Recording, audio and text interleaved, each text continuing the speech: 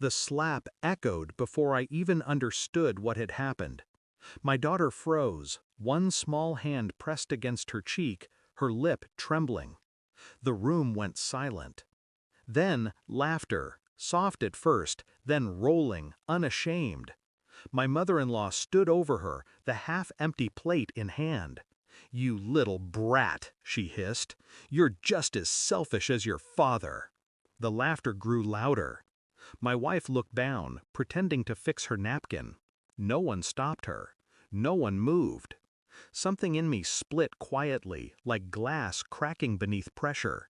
I reached forward, caught the old woman by her hair, and bent low until she could hear my voice above the laughter. "You should never have said that," I whispered. Her eyes widened. She tried to pull away, but I wasn't angry. I was calm. Too calm. The kind of calm that precedes something irreversible. The room shifted. The laughter died. For the first time that evening, everyone looked at me. They called it a misunderstanding, a moment blown out of proportion.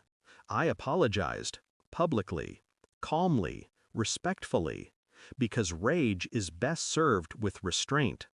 But later that night, as my daughter slept with a swollen cheek, I sat alone on the porch, watching the lights from my mother-in-law's house flicker across the yard.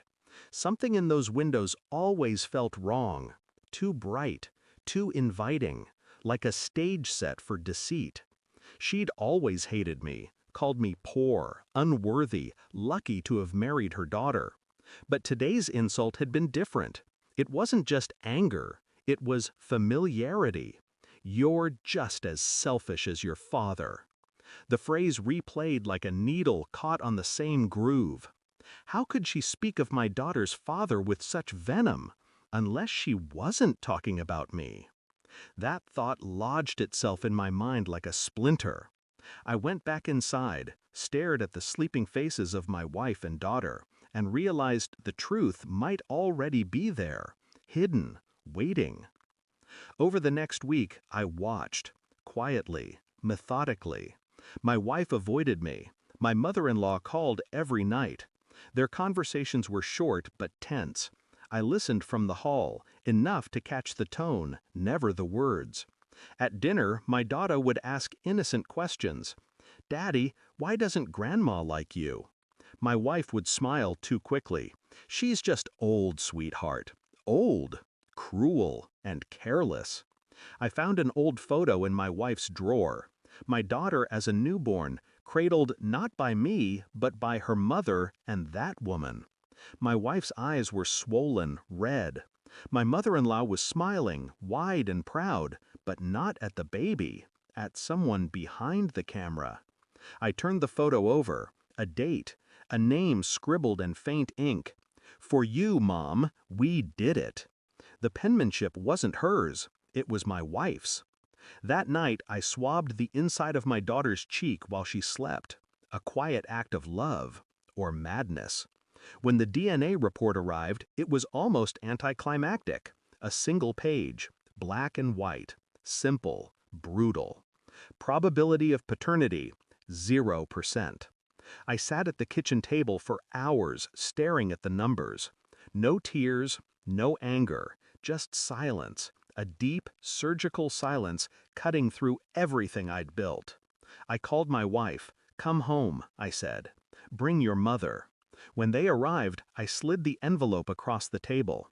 My daughter's drawing lay beside it, a picture of the three of us holding hands beneath a crooked sun. My wife opened the report, read the result, and went pale. Her mother looked confused, then terrified. "You knew," I said quietly, "didn't you?" My wife's lips trembled. "It wasn't supposed to." "It never is." Her mother's voice broke through, sharp and defensive. "You wouldn't have taken care of them if you knew the truth." I smiled faintly. "No, but I took care of you long enough to find it." I didn't shout, I didn't threaten, I just leaned back and placed a set of documents on the table. The house deed, the bank accounts, the divorce papers, all in my name. All already signed. I moved everything 2 weeks ago, I said, before I ordered the test. I just wanted to see if my suspicion was worth confirming. My wife stared, frozen. Her mother's face twisted into disbelief. You planned this? Yes. I stood, gathered the papers neatly, and turned toward the door. My daughter stays with me. You two can go back to wherever you came from. But remember, when you call her selfish, you're talking about yourselves. My wife sobbed. My mother-in-law tried to speak, but I didn't turn back. I'd already heard everything worth hearing. The next morning, the house was quiet. My daughter sat at the table, eating the last cutlet. I watched her smile, genuine, unafraid. When she noticed me, she hesitated. Is Grandma coming back?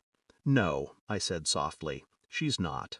She nodded, satisfied, and kept eating. I poured myself a cup of coffee and sat beside her. For the first time in years, the silence didn't hurt. Betrayal doesn't destroy you. It refines you. It burns away the weakness you mistook for love. Outside, the morning sun touched the window, faint and cold. And as my daughter laughed quietly to herself, I realized the last cutlet was never the problem. It was always about who believed they owned the plate. Thanks for watching. Don't forget to like, share, and comment. Subscribe now to Cheating Stories Insight World for more amazing stories.